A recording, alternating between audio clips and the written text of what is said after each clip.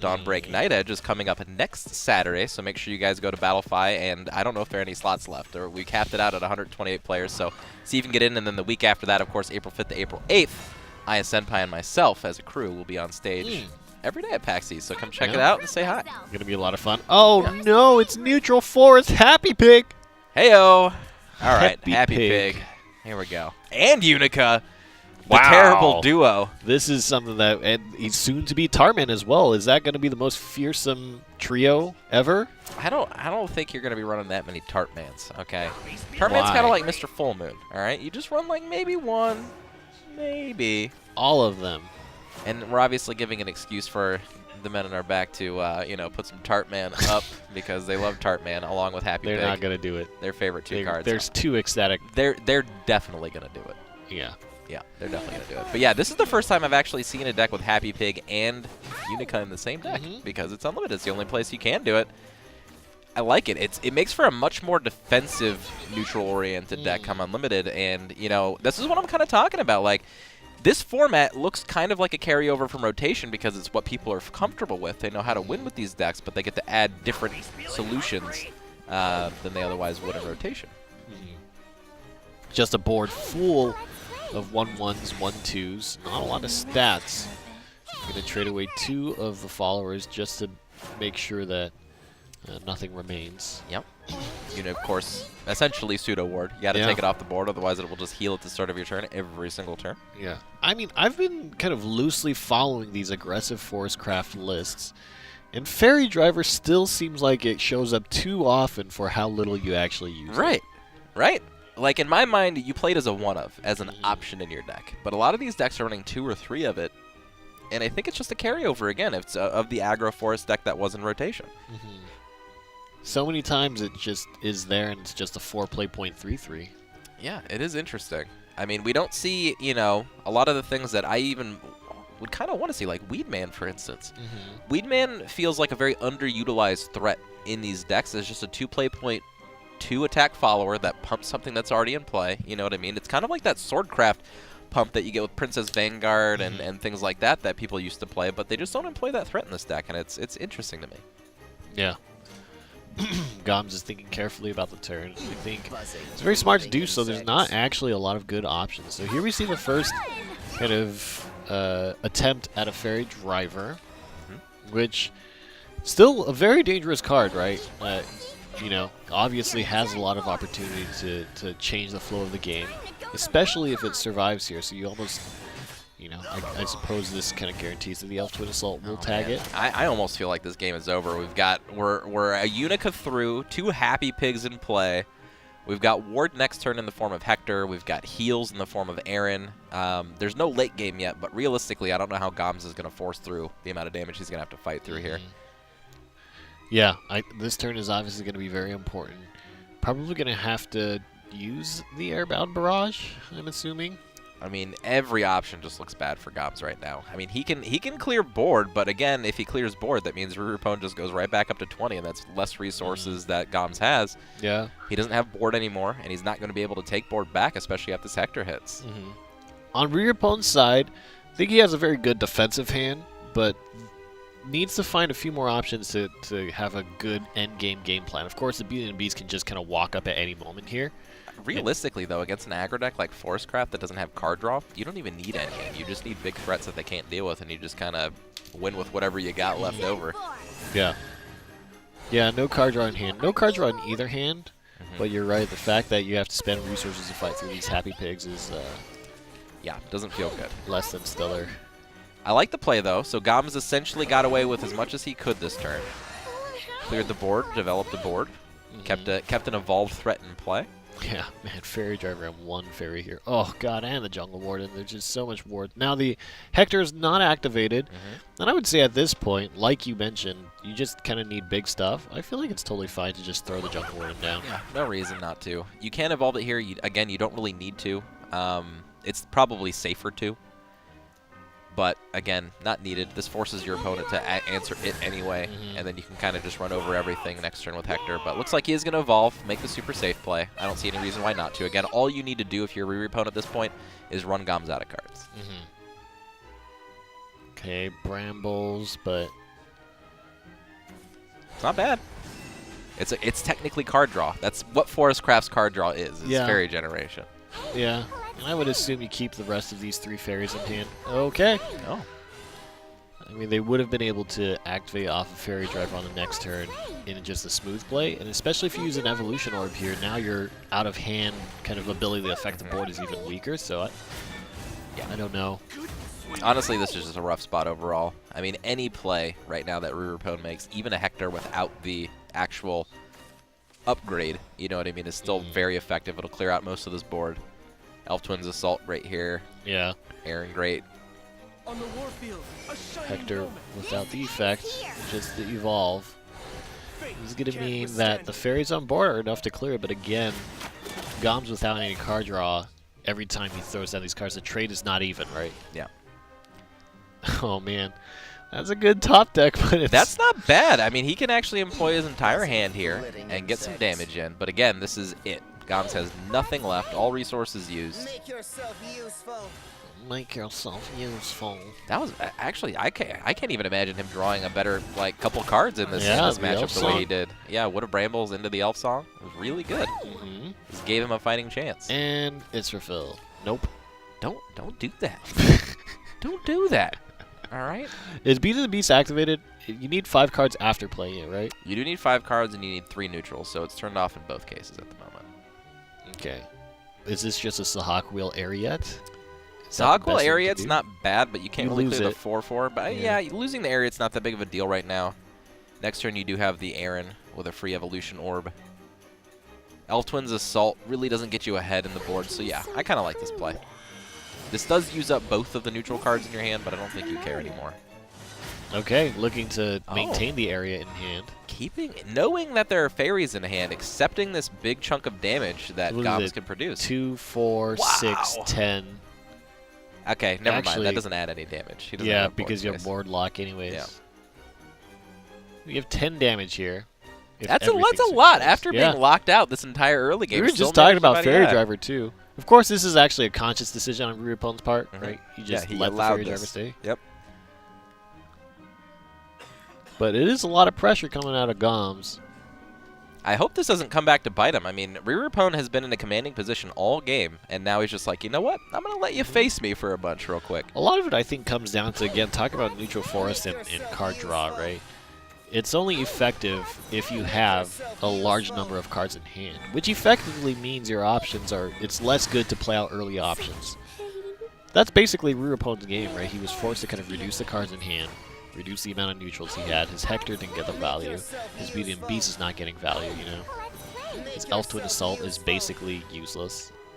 Yeah, just what RIRIPWN has allowed here is GOMMS the ability to actually put him to 5 after that start, which is incredible. So it goes up to 8 here. He's going to have a ward that can Please take out this have Fairy Driver. 4 defense afterwards. Is there anything on the top? An Airbound Barrage, maybe? Airbound Barrage would definitely help. Wood of Brambles would be another good option. Hyperion, not bad.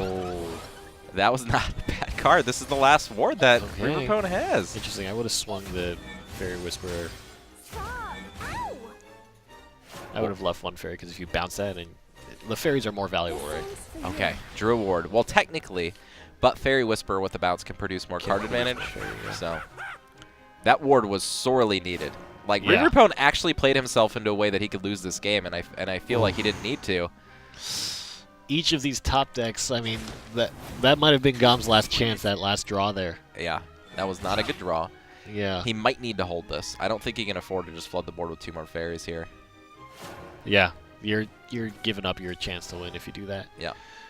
Okay, Pure-Hearted to draw any kind of defensive option. Oh my god. All right, Beating the Beast coming down. Of course, Ariat in hand. This isn't going to be a super beefy one. But being Still able to very clear scary. Board. Yep. I'm gonna rest for a The bit. board is getting ever larger and larger. Top deck, here's a dream. Did these decks play Rhinoceros? Did we just miss this card? I don't know. I mean, I think just in general, card advantage is very lacking in aggro, just as in any aggro deck, right? Oh, man. That Israfil was huge. These top decks have been really nice to RIRIPWN. Yeah. If you can't get rid of the Israfil, it's over, just because the area is there. Yep. GOMMS. Gosh. Wow. What a tough spot. Wow. I feel like GOMMS did everything he possibly could that game, and it still wasn't enough. RIRIPWN's deck just really good in the spot where it needed to be good. Top decking, good options. Yeah. Ward into Israfel, good stuff. Yeah. Aggro leaning. I mean, allowing the fairy driver to take that much. I don't know if I like the aggro forest craft deck on Unlimited, not the way it's built. I don't know if I like it. Like, I like the Lises and the Elf, the Leaf Man, not the Elf Man. Yeah, the Leaf Man. Yeah, Leaf Man. Yeah. I like that option, especially against a certain, amount of decks. However, it just, the steam just runs out so fast, it feels like. And all you have to fall back on are okay options. You know what I mean? It's not like, okay, I can top deck this, Implancer or, something in the later game to just punish, with a single card. You have to have multiple cards in order to do it, and there's not a lot of card draw in it. So, like, your top decks near the end of the game, literally just like we just saw, one at a time, and you have to build up, and they have to be the right ones. Yeah, very reminiscent of kind of Bat Blood lists, Like, after a certain point, the they just kinda aggro Bat stop. just never pulled up great options, All right, here we go. Atomy. 3, 2, 1. Didn't hard mull for the Atomy. I guess he doesn't need to against Forestcraft. He just needs a board where he can kind of pick away at the fairies. Yeah. Well, this is still a very fantastic Shadowcraft opening hand. Yep. Looks a lot like Mid-Shadow, right? Yep. It will stop looking like Mid-Shadow after turn 3. Yep. When it doesn't do anything else that Mid-Shadow would do. Oh! Okay. Oh, boy. Now, here's the rub. Without any of these followers being taken care of, you can't actually play the Atomy. But he trades and allows for the Atomy. Wow. Rip. Wow. What a play. And even gets value off the entry alphas. Yeah, GOMMS choosing not to play around this. I guess, technically speaking, clearing off the followers is better. He couldn't have known this was the specific, hand that RIRIPWN has, but he has the nuts. And Forestcraft of any deck has very little ways of dealing with this. Yeah. So you have 2 5 damage here, so that's going to put Atomy at 3 if you swing everything. But just tries to race. You have Elf Song on the next turn, so that's pretty good. Yeah, and all the followers for RIRIPWN outside of Atomy are going to clear this board.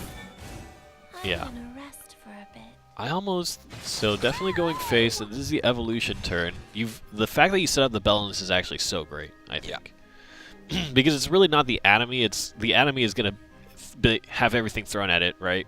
It's the things that are left over after the Atomy is gone. Well, I called for it, and I'm seeing it. This is the good stuff. This is the good stuff. Watching Atomy work, perfect. Yeah. Interesting. This is why we came to Cast Unlimited today. If you play the fairy and you evolved it, you swung it into Atomy, that would have taken 3, made it 5. You bounce the barrage. He can still take care of it with an Elf Song. He can take care of it with Eliza if he wants to go that route. I think he could have gotten more face damage this way, though, right? Fairy evolve. I'm here, everyone. 3. So face 6. You're done for. Yeah. The math is too difficult. Either way, I don't think it matters. There are so many resources that have to be dumped in this Atomy alone, and then he's got to play catch-up with just the regular followers that RIRIPWN has anyway. RIRIPWN also has the Deathly Tyrant in hand, which means that a Storm 3 to 5 damage can come out of hand at any time. Yeah. This is crazy. Yeah, if I'm RIRIPWN, I'm just Evoing face at this point. Yeah. And got the staircase to pop, so that's like so good. More RIRIPWN card is on a advantage, roll. please. And yeah, next turn he's got, if this Lurching Corpse alone survives, he's got lethal next turn. Tyrant for 5 with the Evolution Orb. And there's not a chance GOMMS is going to clear that Lurching Corpse. There's not a chance. Yeah. I guess if you play the Fairy Driver and then 1 Fairy, you may possibly do it. You can play the Fairy Driver, evolve it, take down the Bellinus, and then have all of 1 those fairy options going. are bad. Because like, you don't know what the Bellinus is going to hit. It could completely destroy either which way.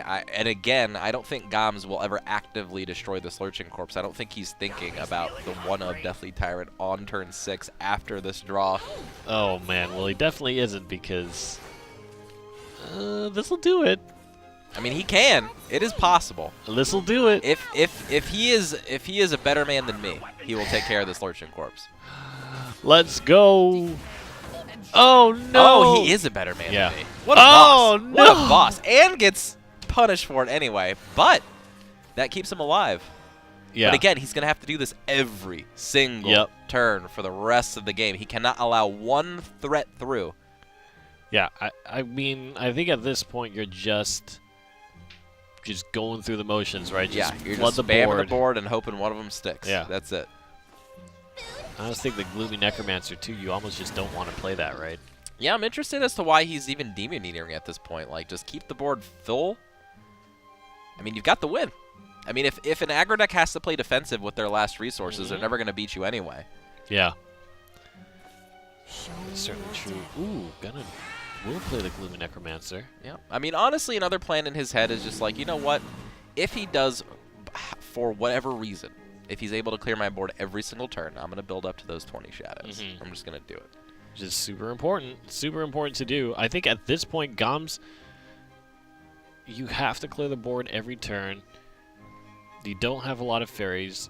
Hyperia is too much of a tempo loss at this point just because you know what your opponent has. Right. And if he cleared the Lurchin Corpse, that means that he is all in on the clear board every turn package. There's no reason to make that play if he's not. But again, I don't see any out if that's the line of play that you can actually win the game. Yeah. So he's going to be left with one fairy after this, I believe. Unless he uses... Yeah. He doesn't use an evolution orb, then it'll just be the fairy driver. This ends here.